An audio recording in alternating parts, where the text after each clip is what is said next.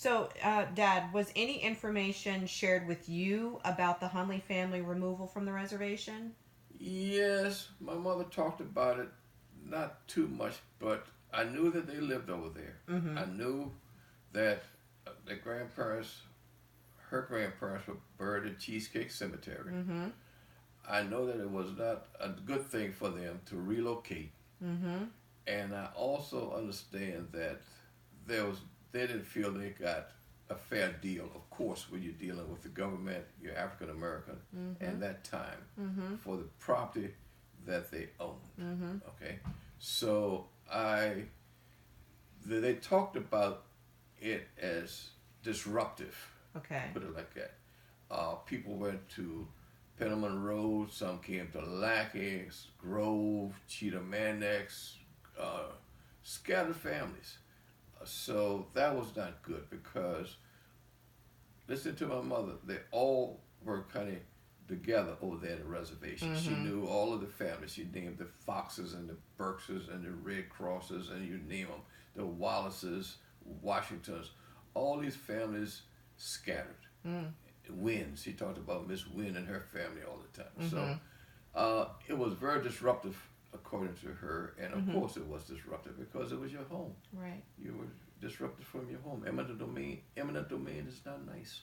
So, follow-up question to that, uh, being that your childhood home was right across the street from the Naval Weapons Station, I mean, you didn't have that history, but Grandmama did. I mean, having to look across the street every day and know that that's where you know.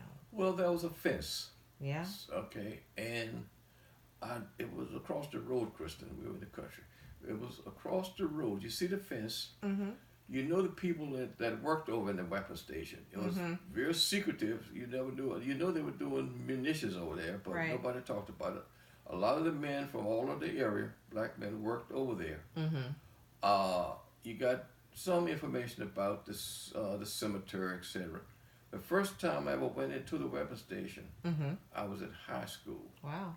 and I went right inside the gate in Lackey. They had a laboratory, and I was part of a group of science boys. No girls apparently at that time Mm-hmm. were involved in it. Mm-hmm. Boys from all the peninsula high schools that were involved in math and science. Mm-hmm. We went to the laboratory. Okay. The second time I was in there was after it was right after I finished high school.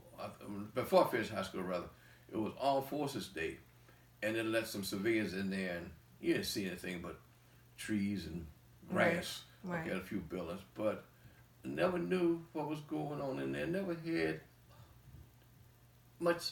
I had an interest, but it was about the stories my mother told, Right. and I wish I could have visualized where they lived Mm-hmm. and what it was like to be over there. But Mm-hmm. I across the road from it, it was yeah, it was what they did. Okay, you gotta live with it. Okay. Thank you.